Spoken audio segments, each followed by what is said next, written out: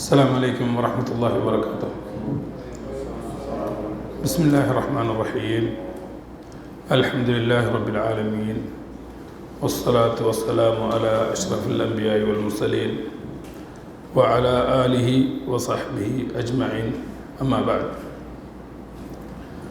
எமது இந்த வார இந்த ஹதீஸ் வகுப்பில் அல்-40 அன்-நவவிய்யா என்ற ஹதீஸ் கிதாபை அடிப்படையாக கொண்டு நம்ம இந்த வகுப்பை நடத்தி வரோம். இன்றைக்கு அந்த கிதாபில் வர 4வது ஹதீஸை பார்க்க போகிறோம். ஏற்கனவே சொல்லியிருக்கிறோம், அல்-40 நவவிய்யா இமாம் நவவி அவங்க இந்த கிதாபை இஸ்லாத்தின் அடிப்படைகளை குறிப்பாக தொகுத்திருக்கிறாங்க. அடிப்படைகள் பேசக்கூடிய ஹதீஸுகளை குறிப்பாக தொகுத்திருக்கிறாங்க. அதுலேயும் புகாரி முஸ்லிம் வந்த அந்த 2 கிரந்தத்தில் வந்த ஹதீஸ்களை அடிப்படையாக கொண்டு தொகுத்திருக்கிறாங்க. இப்போ நாங்கள் இன்றைக்கு பார்க்க போகிற ஹதீஸும் அப்படியான ஒரு முக்கியமான ஒரு ஹதீஸ்.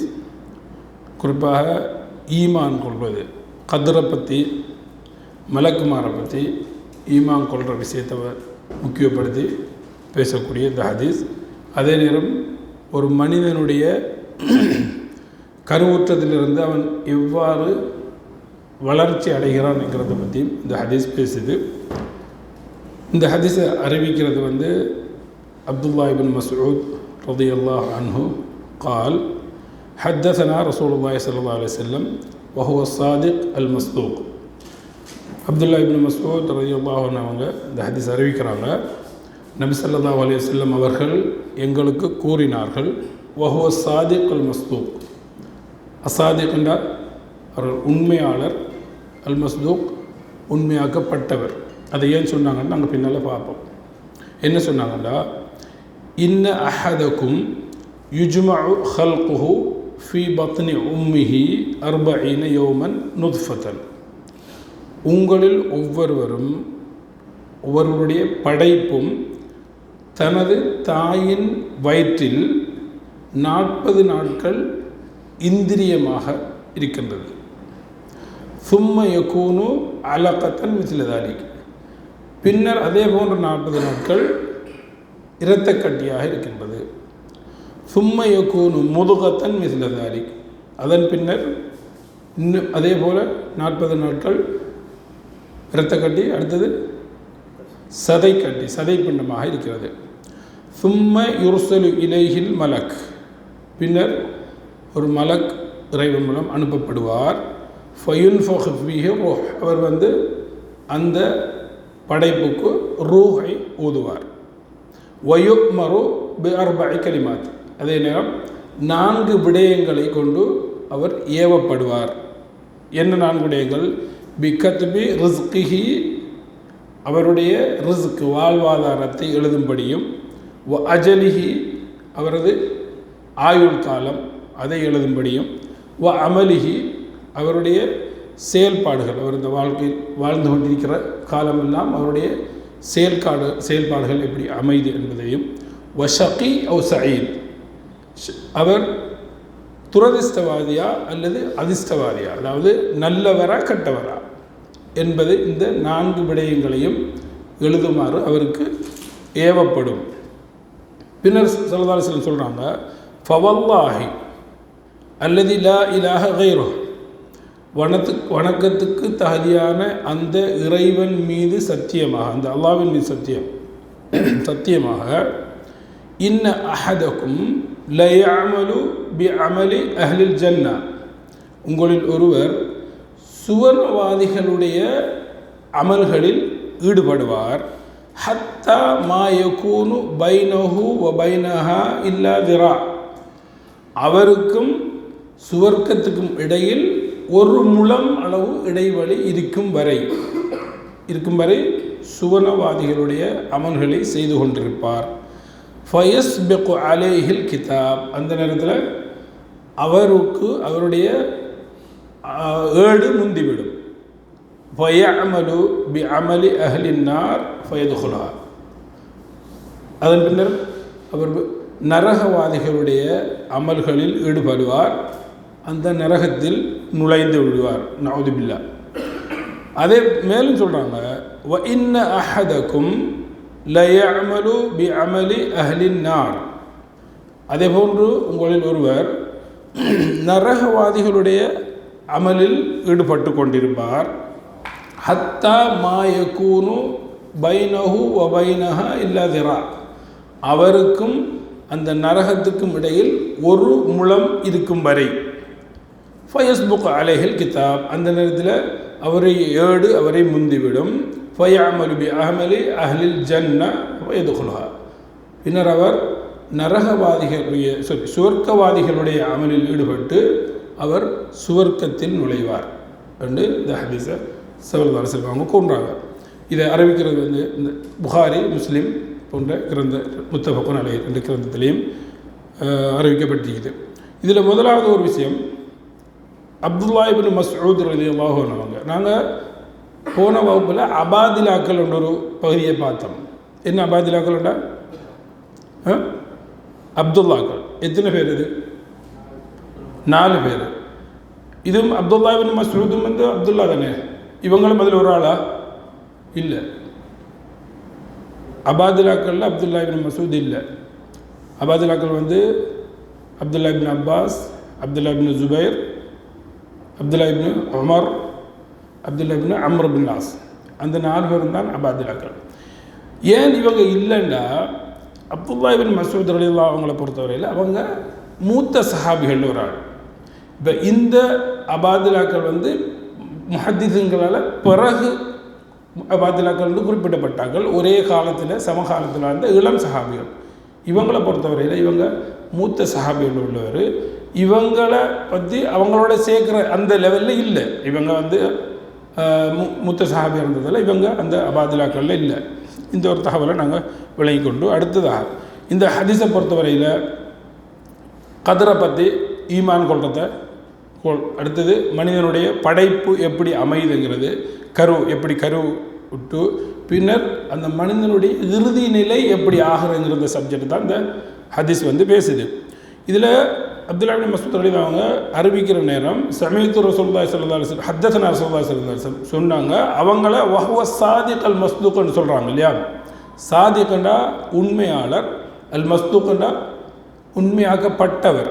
இப்போ இதுக்கு இமாம்கள் சொல்லக்கூடிய ஒரு விளக்கம் என்னென்னா, இப்போ பின்னால் வரக்கூடிய விஷயங்கள் நிச்சயமாக ரசூலுல்லாஹி ஸல்லல்லாஹு அலைஹி வஸல்லம் சாதிகங்கிறதுல எந்த சந்தேகமும் இல்லை.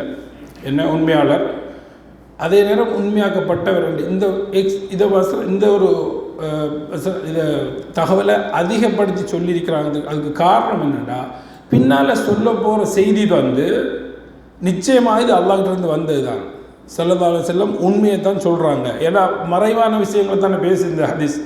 ஒருவருடைய கதரை பற்றி பேசுது, கடைசியில் அவரோட முடிவு எப்படி ஆகுங்கிறத பற்றி பேசுது. இப்படி மனிதனுக்கு சிந்தனையில் குழப்பத்தை ஏற்படுத்தக்கூடிய மாதிரி ஒரு தகவலை இந்த ஹதீஸ் சொல்லுது. அதால் அவங்க முன்கூட்டியே ஒரு தகவலை சொல்கிறாங்க. அவங்க உண்மையாளர், உண்மையாக்கப்பட்டவர். ஆகவே பின்னால் அவங்க சொல்கிற தகவலில் எந்த ஒரு சந்தேகமும் கிடையாது என்றதை முன்கூட்டியே அவங்க ஒரு தகவலாக சொல்லி வைக்கிறாங்க. ஏனெண்டா ஸல்லல்லாஹு அலைஹி வஸல்லம் சொன்னா என்னது, வமா யன்திகு அனில் ஹவா இன் ஹுவ இல்லா வஹ்யுன் யூஹா. அவங்க வந்து தன் மனைவிச்சைப்படி எதையும் பேச மாட்டாங்க. அவங்க சொல்கிற எல்லாமே அவங்களுக்கு அறிவிக்கப்பட்ட வஹி. இது அல்லாஹ் தஆலா குர்ஆனில் அவங்க சொல்லக்கூடிய செய்திக்கு கொடுக்குற உத்தரவாதம். அடுத்தது முதலாவது இந்த ஹதீஸ் பேசுகிறது என்ன, ஒரு மனிதனுடைய படிப்படியான அவனுடைய உருவாக்கம். முதலாவது என்ன, மர்ஹலத்துன் நுத்ஃபா. முதலாவது என்ன, இந்திரியம். அவன் முதலாவது ஒரு மனிதன் வந்து என்னது, ஆண் பெண் இருவருடைய இந்திரியமாகத்தான் உருவாகிறான். இதை சூரத்துல் இன்சான் அல்லாஹ் தஆலா சொல்கிறான், இன்னா ஹலக்னல் இன்சான மின் நுத்ஃபத்தின் அம்ஷாஜ். கலந்துவிட்ட இந்திரியத்திலிருந்து மனிதனை நாம் உருவாக்கினோம். இதை சயின்டிஃபிக்காக என்ன சொல்லுவாங்கன்னா ஜைகோட், அதாவது அந்த முதலாவது கட்டம். ஒரு மனிதன் முதலாவது செல், ஒரு மனிதனுடைய முதலாவது செல் சினை முட்டைய இந்திரியம் அடைஞ்சு கொண்டால் உருவாகிற முதலாவது செல் தான் அந்த ஃபெர்டிலைசேஷன். உருவாக்கம். இதைத்தான் நாங்கள் இந்த ஹதீஸில் நுத்துஃபான்னு சொல்லி ஸல்லல்லாஹு அலைஹி வஸல்லம் சொல்கிறாங்க. இதில் நமக்கு இருக்கிற படிப்பினை என்னென்னா, நாங்கள் இந்த மனிதன் இப்படியான ஒரு சிறுமையான ஒரு நிலையில் இருந்தால் நாங்கள் எங்களோட உருவாக்கத்தை எல்லாம் ஏற்படுத்தியிருக்கிறாங்க. இப்போ நாங்கள் இதில் எங்களோட உருவாக்கத்திலேருந்து நாங்கள் எந்த ஒரு பெருமையும் கொள்வதுக்கு இல்லை. இப்படியான ஒரு அற்பமான ஒரு நிலைமையிலிருந்து தான் மனிதனை இறைவன் படைத்திருக்கின்றான் என்று இதை நான் ஒரு மனுஷன் தனிமையிலேருந்து சிந்திச்சானுண்டா அவனுக்கு இந்த பெருமை அடிக்கிறது அந்த பண்பெல்லாம் இருக்காது. அவன் பேணுதலாக தாழ்மையாக நடந்து கொள்வான். இது முதலாவது. ரெண்டாவது கட்டம் என்ன? அலகா. அடுத்த ஹதீஸில் ஸல்லல்லாஹு அலைஹி வஸல்லம் சொல்கிறாங்கண்டா அலகான்னு சொன்னால் அலகாண்டா கொழுவுறது, தொங்க விடுறது. அது அரப் மீனிங் அல்லகன்னா கொழியினான் அல்லது தொங்கினது. அலகாண்டா தொங்கி கிரிக்கக்கூடிய ஒரு முதலாவது அது கரு விட்டுட்டா அந்த கரு கற்பப்பையில சுவரில் தொங்கிக்கிட்டு இருக்கும். தொங்கிக்கிட்டு இருந்து அது மூலம்தான் அதுக்குரிய உணவை அதுக்குரிய சக்தியை அந்த கற்பப்பை சுவரில் இருந்தான் அது அந்த உருவாக்க அந்த என்னது அலக்காங்கிற அந்த இரத்த கட்டி பெற்றுக்கொண்டிருக்கும். இதை அல்லாஹ் தஆலா சூரத்துல் மூமினில் எப்படி சொல்கிறாங்கன்னா, சும்ம ஹலக்கன் நுத்துஃபத அலக்கத்தன், அந்த நுத்துஃபாவை அந்த இந்திரியத்தை நாங்கள் அலக்காவாக தொங்கிக் கொண்டுக்குரிய ஒரு இரத்த கட்டியாக ஆக்கினோம்.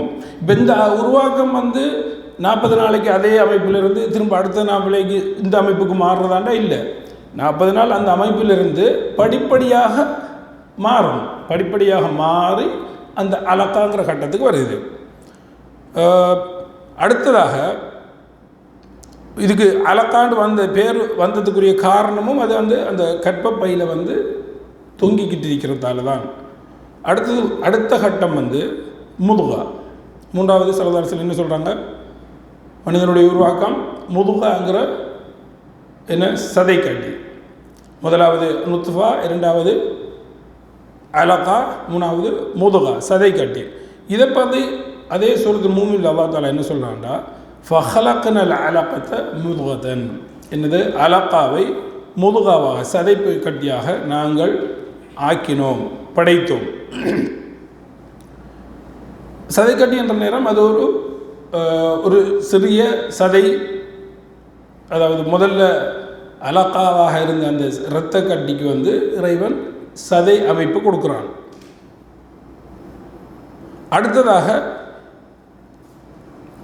சூரத்துல் மூமினில் திரும்ப அல்லாஹ் தஆலா என்ன சொல்கிறான்னா, யஹ்லுகுக்கும் ஃபீ புத்தூனி உம்மஹாத்திக்கும் ஹல்கன் மின் பஅதி ஹல்க். இதை பொதுவாக இந்த மாற்றத்தை அல்லாஹ் தஆலா சூரத்துல் மூமினில் எப்படி சொல்கிறான்னா, நாங்கள் உங்களுடைய தாயின் கருவறையில் வயிற்றில் உங்களை ஒவ்வொரு படைப்பாக ஹல்கன் மின் பஅதி ஹல்க், ஒரு படைப்பிலிருந்து இன்னொரு படைப்பாக, ஒரு படைப்பிலிருந்து இன்னொரு படைப்பாக உங்களை நாங்கள் உருவாக்கினோம். மேலும் என்ன சொல்கிறாண்டா, வலக்கது ஹலக்னல் இன்சான மின் சுலாலத்தின் மின் தீன், அதாவது மனிதனை நாம் தீனண்டா களிமண், சுலாலன்னா அந்த களிமண்ணின் சாறு, அதாவது ஒரு பொருள் சுலாலாங்கிற நேரம் ஒரு பொருள்ற அதில் டாப் குவாலிட்டி, அதில் நல்ல பகுதி, இந்த களிமண்ணின் சாரில் இருந்து நாம் மனிதனை படைத்தோம். சும்ம ஜஅல்நாஹு நுத்ஃபத்தன் ஃபீ கராரின் மக்கீன், பின்னர் நாங்கள் அதனை இந்திரியமாக உறுதியான ஒரு இடத்தில் ஆக்கினோம். சும்ம ஹலக்ன நுத்ஃபத அலகத்தன், பின்னர் அந்த நுத்ஃபாவை இந்திரியத்தை அலக்காவாக இரத்த கட்டியாக ஆக்கினோம். ஃபஹலக்னல் அலகத முதுகத்தன், பின்னர் அந்த இரத்த கட்டியை முதுகாவாக சதைப்பிண்டமாக சதை கட்டியாக படைத்தோம்.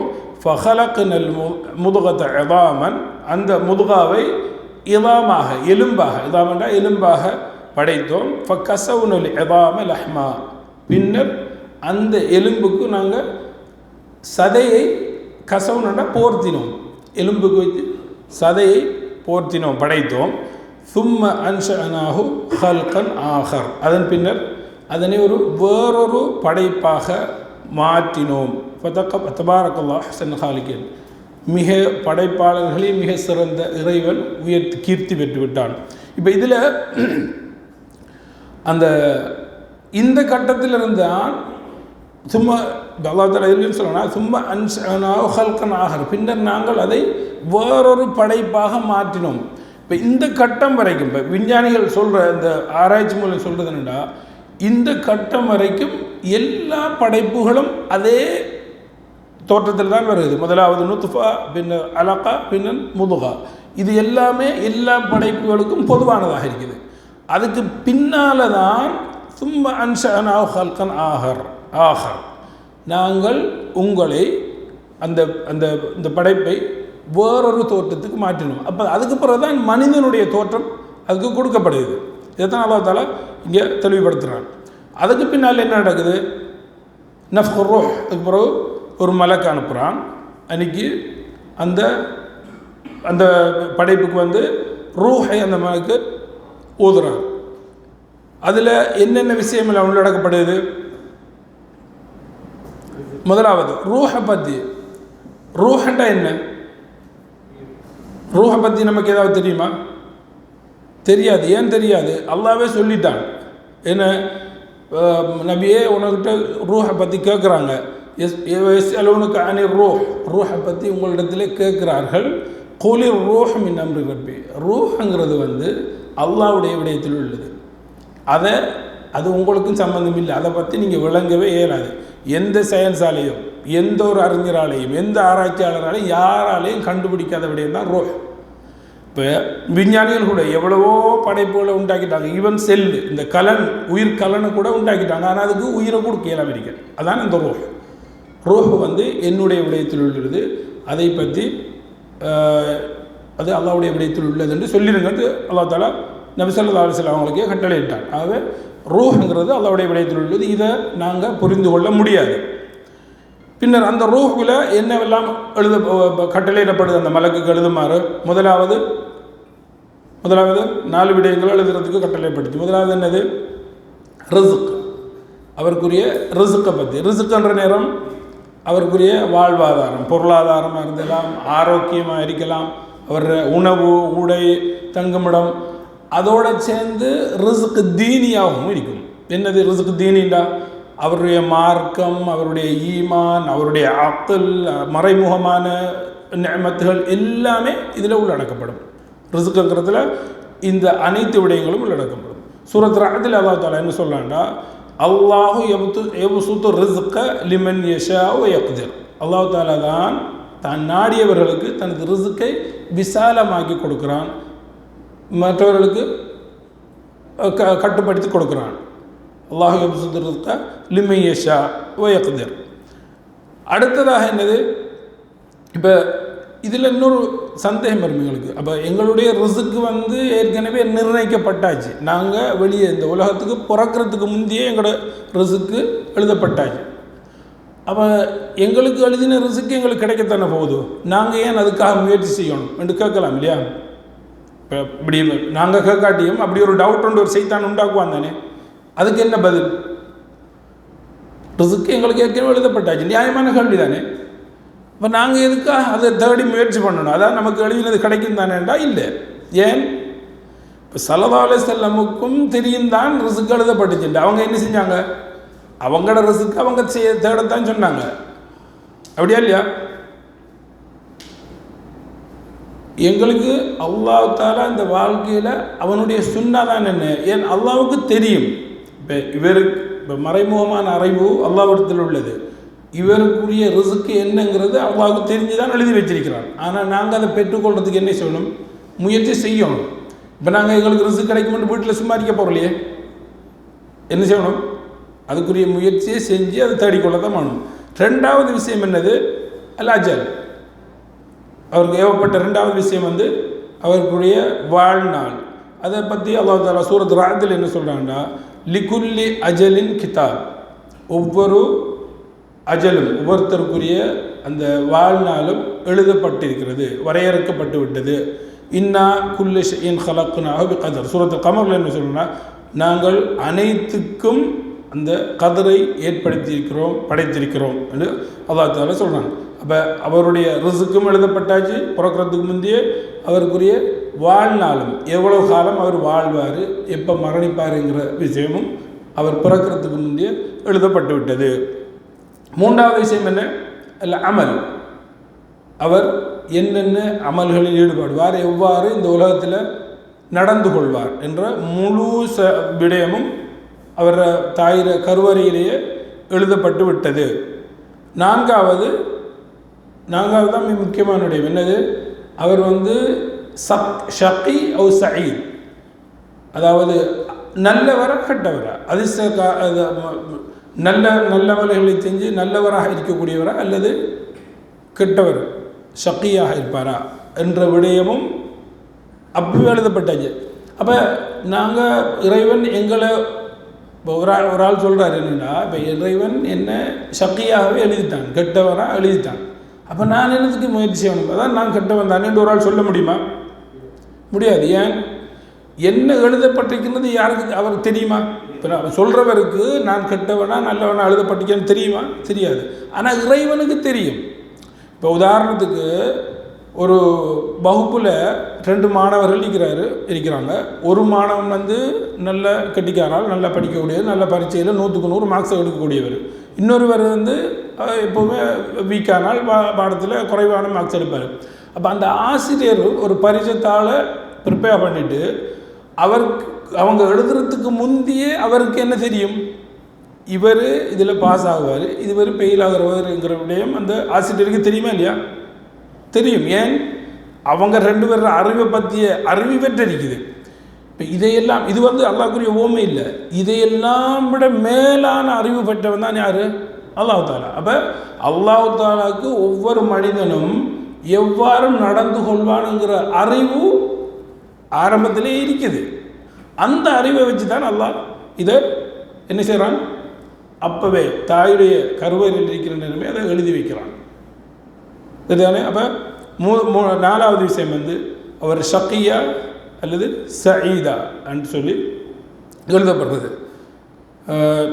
எனக்கு தரப்பட்ட நேரம் முடியுது.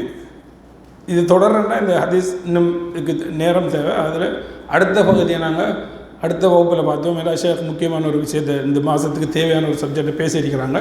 அதால் நான் இந்த வகுப்பை இதோடு முடிச்சுக்கொள்கிறேன். இதில் தொடர் நாங்கள் அடுத்த வகுப்பில் பார்ப்போம். வாஹிர் தஅவானா அல்ஹம்துலில்லாஹி ரப்பில் ஆலமீன். வஸ்ஸலாமு அலைக்கும் வரஹ்மத்துல்லாஹி வபரகாத்துஹு.